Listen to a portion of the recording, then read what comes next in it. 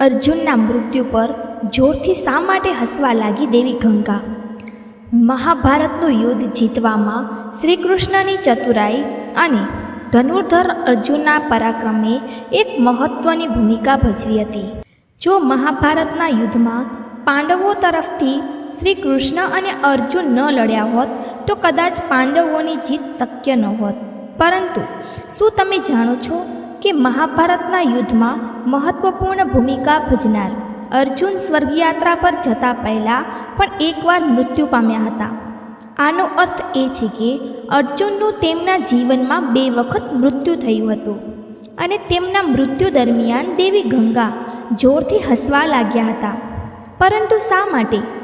અર્જુનના મૃત્યુ પર માતા કુંતીના રડવા પર દેવી ગંગા શા માટે હસવા લાગ્યા? શા માટે પોતે પણ એક માતા હોવા છતાં દેવી ગંગા બીજી માતાના દુઃખ પર હસી રહ્યા હતા? મહાભારતના યુદ્ધમાં જ્યારે પાંડવોની જીત થઈ ત્યારે હસ્તિનાપુરની ગાદી પર જ્યેષ્ઠ પુત્ર યુધિષ્ઠિર બેઠા. ત્યારબાદ શ્રી કૃષ્ણ યુધિષ્ઠિરને અશ્વમેઘ યજ્ઞ કરાવવાનું સૂચન કર્યું. જેના પછી યુધિષ્ઠિરે અશ્વમેઘ યજ્ઞ શરૂ કરતા અશ્વને અર્જુનના નેતૃત્વમાં રવાના કર્યો. હવે જે દિશામાં અશ્વ ચાલતો જતો તેની પાછળ પાછળ અર્જુન અને તેમની સેના પણ ચાલતી જતી. આ દરમિયાન આ અશ્વ ઘણા રાજ્યોમાંથી પસાર થયો. જે રાજ્યોમાંથી તે અશ્વ પસાર થયો તે બધા રાજ્યો સાથે અર્જુને યુદ્ધ કર્યું. ઘણા રાજાઓએ તો પહેલેથી જ અર્જુન સામે ઘૂંટણીએ પડી ગયા, પરંતુ કેટલાક રાજાઓએ આવું ન કર્યું. જેના પછી અર્જુન અને તેમની સેના દ્વારા યુદ્ધ લડવામાં આવ્યું અને ઘણા રાજાઓને હરાવીને અર્જુન તેમના રાજ્યો તરફ જીતવા ગયા. આવા ઘણા રાજ્યોને પોતાના તાબે કરતાં કરતાં અર્જુન મણિપુર પહોંચ્યા, જ્યાં તેમનો સામનો થયો બબ્રુવાહન સાથે.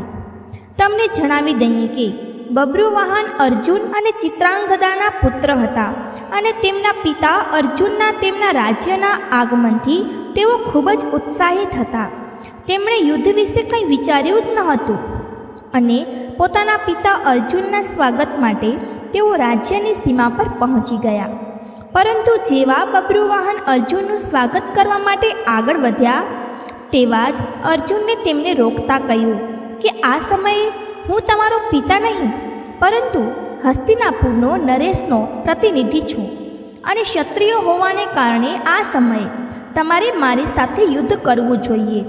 બસ તે જ સમયે અર્જુનની બીજી પત્ની ઉલુપી ત્યાં આવે છે અને બબ્રુવાહનને કહે છે, હે પુત્ર, તમારે તમારા પિતા સાથે યુદ્ધ કરવું જોઈએ. જો તમે યુદ્ધ નહીં કરો તો તેમાં તમારા પિતાનું અપમાન થશે. માતાની આજ્ઞા મળતા જ બબ્રુવાહન યુદ્ધ માટે તૈયાર થઈ જાય છે અને અર્જુન અને બબ્રુવાહન વચ્ચે યુદ્ધ શરૂ થાય છે. આ યુદ્ધ ઘણા સમય સુધી ચાલે છે, પરંતુ આ યુદ્ધનું કોઈ પરિણામ ન નીકળવાને કારણે બબ્રુવાહન કામાખ્યા દેવી પાસેથી મેળવેલ દિવ્ય બાણનો ઉપયોગ કરી અર્જુન પર પ્રહાર કરે છે, જેનાથી અર્જુનનું માથું ધડથી અલગ થઈ જાય છે અને અર્જુનનું મૃત્યુ થાય છે. સાક્ષાત અર્જુનનું મૃત્યુ જોઈને હસ્તિનાપુરની સેના સ્તબ્ધ થઈ જાય છે અને આની સૂચના તરત જ શ્રી કૃષ્ણ સુધી અને હસ્તિનાપુર સુધી પહોંચાડવામાં આવે છે.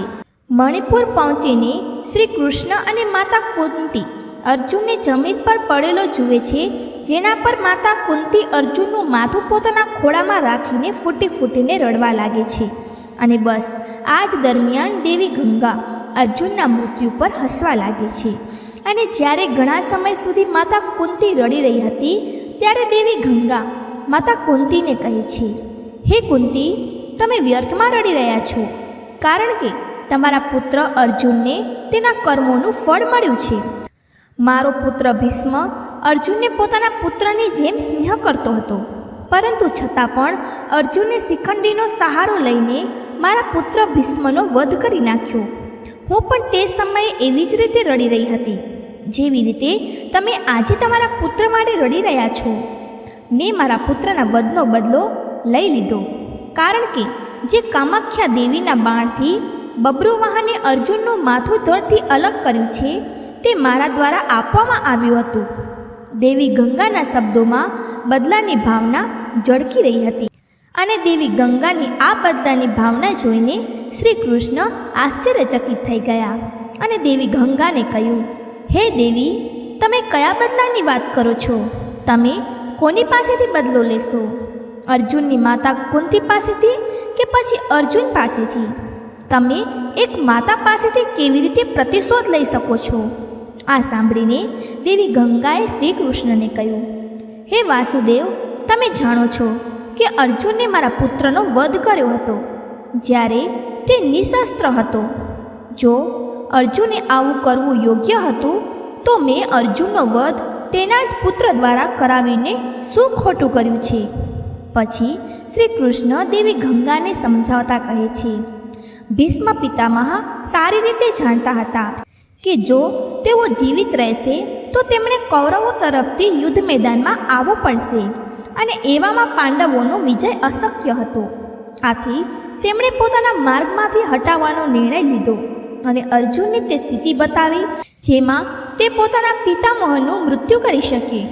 અહીં સુધી કે જ્યારે અર્જુનનો મુકાબલો તેના પુત્ર બબ્રુવાહન સાથે થઈ રહ્યો હતો ત્યારે પણ તેમણે બબ્રુવાહન પર પ્રહાર નહોતો કર્યો, માત્ર બબ્રુવાહનના પ્રહારને રોક્યા હતા અને સાથે જ કામાખ્યા દેવી દ્વારા આપેલા દિવ્ય બાણની લાજ રાખવા માટે તેઓ પોતાના પ્રાણોનું બલિદાન આપ્યું હતું.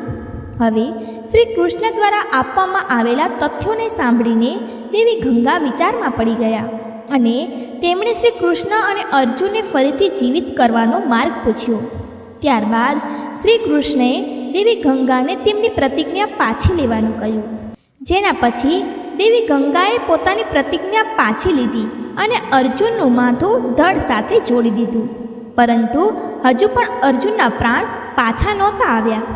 જેના પછી શ્રી કૃષ્ણ અર્જુનની બીજી પત્ની પાસે નાગમણી લઈને અર્જુનને ફરીથી જીવિત કરી દીધો. મહાભારતના ધર્મયુદ્ધ જીતવા માટે જે યોદ્ધાઓને મારવા અત્યંત આવશ્યક હતા તેમાંના એક યોદ્ધા હતા ભીષ્મ પિતામહ.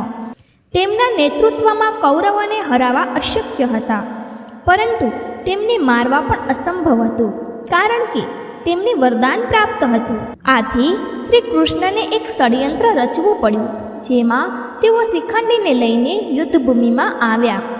કિન્નર હોવા છતાં પણ શિખંડીને ભીષ્મ સ્ત્રી માનતા હતા અને તેના પર હથિયાર નહોતા ચલાવી શકતા. શિખંડીને યુદ્ધમાં સામે જોઈને ભીષ્મ પિતામહે પોતાના હથિયાર નીચે કરી દીધા. આ તકનો લાભ અર્જુને લીધો અને તેણે ભીષ્મ પિતા પર તીરોની વર્ષા કરી દીધી. ભીષ્મ બાણોની શયા પર સૂઈ ગયા. પોતાના પુત્રની આવી દુર્દશા જોઈને તેમની માતા ગંગાને ખૂબ ક્રોધ આવ્યો.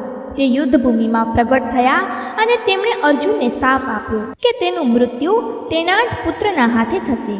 થોડા સમય પછી જ્યારે અર્જુનનું મૃત્યુ થયું તેના જ એક પુત્ર બબ્રુવાહનના હાથે થયું ત્યારે માં ગંગા જોર જોરથી હસવા લાગ્યા હતા. કથા અનુસાર માં ગંગાએ જ અર્જુનના પુત્ર બબ્રુવાહનને એવી રીતે ભ્રમિત કર્યો હતો કે તેણે ગુસ્સામાં આવીને પોતાના પિતાનું માથું કાપી નાખ્યું. પરંતુ પછી અર્જુનની એક પત્નીએ પોતાની શક્તિ દ્વારા અને શ્રી કૃષ્ણની મદદથી અર્જુનને ફરીથી જીવિત કર્યો અને અર્જુનના પુત્ર બબ્રુવાહનને માં ગંગાની માયાથી મુક્ત કર્યો. મિત્રો, આપને આ કથા કેવી લાગી કૃપા કરીને કોમેન્ટ કરીને જરૂરથી જણાવજો. મિત્રો, જો જાણે અજાણે મારાથી કોઈ ભૂલ થઈ ગઈ હોય તો તેના માટે ક્ષમા કરજો અને વિડીયો પસંદ આવ્યો હોય તો લાઈક કરજો અને આવી જ ઘણી બધી વાર્તાઓ, કથાઓ અને માહિતી સાંભળવા માટે ચેનલને જરૂરથી સબસ્ક્રાઈબ કરજો. અને અહીં સુધી રહેવા બદલ તમારો ખૂબ ખૂબ આભાર અને કમેન્ટ બોક્સમાં જય શ્રી કૃષ્ણ અવશ્ય લખજો.